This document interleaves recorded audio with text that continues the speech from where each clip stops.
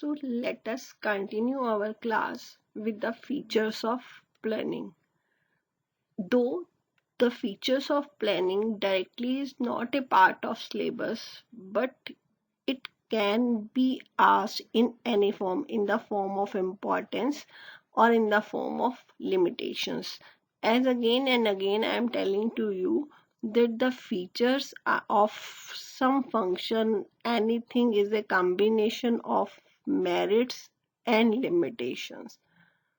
As we know that the planning is the primary function of management, rest of the functions they are based on the planning function. So the first feature of planning is planning focuses on achieving objectives.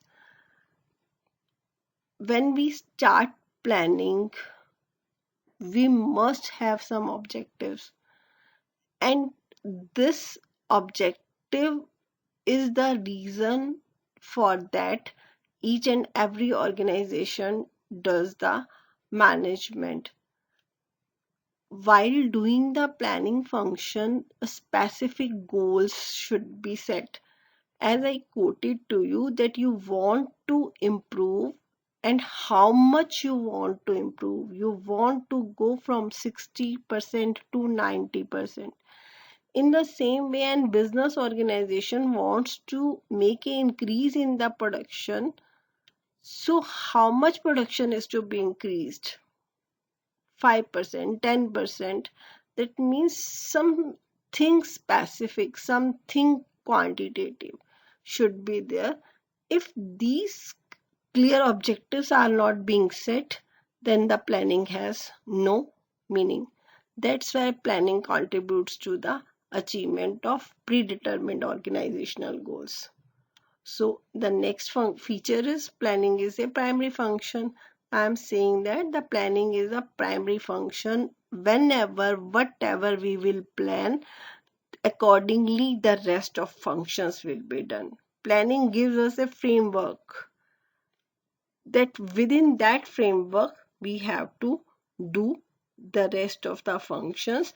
That means if I will say that 5 to 10% production is to be increased in the for the purpose of achieving this 5 to 10% increase in the production, that same resources should be hired, same input should be there, physical and financial resources should be there, as well as for achieving that increase of 5 to 10% human resources these are needed accordingly. So planning is the base for other functions. That's why it is called the primacy of planning. Planning is pervasive. That we have studied in our first chapter, that management is a pervasive function. If management is a pervasive function in or management is a pervasive activity, why not the planning organizing will be? Because planning, organizing, directing, staffing, directing, controlling, these are the part of management. The planning is pervasive. It is required at all the levels as well as at all in all the departments. It may be that the scope and nature of planning may be different, but everyone has to plan. For example, top management has to plan for organization as a whole, and middle management, they have to plan at their departmental level. But the operatory level people or the lowest level people, they have to do day-to-day planning or operational planning, that how the work will be done. So we can say that planning is a pervasive function.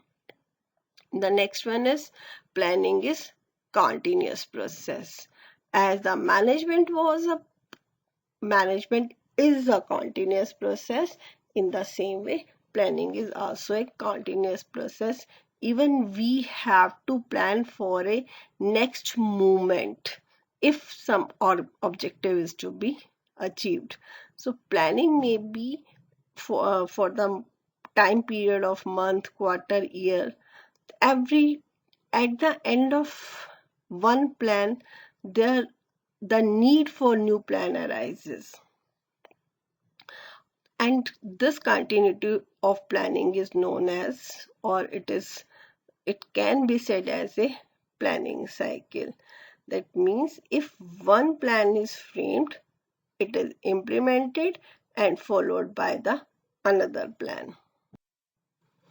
Planning is futuristic. We have studied in the features of um, planning, in the meaning of planning, that planning is to be done in advance. The purpose of planning is to achieve the organizational targets in the future, to meet the future events effectively. Effectively means the work is to be completed within time. Yes, but when you are planning, when an organization is planning, they are looking into future. That means peeping into future. They are trying to analyze it. What are the opportunities in the future as well as what are the threats in the future, and then predicting the future. Planning is therefore regarded as a forward looking function. Why forward looking function? Because one has to plan for the future, and future conditions, we in the importance we have already studied that the future conditions are anticipated and managerial responses are developed according to these conditions. Planning involves decision making. See, we have studied it as a part of importance also, because I have quoted their example to you, that after completing 12th class you have different options and you have to go for one option, and while choosing that one option you will analyze it, you will find out its merits, demerits. So if you are not having any option, then there is no need to plan. The need of planning arises only when the alternatives are available.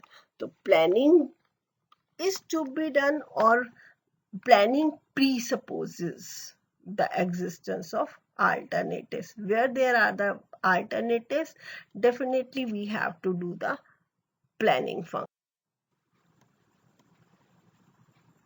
That's all for the day. Thank you.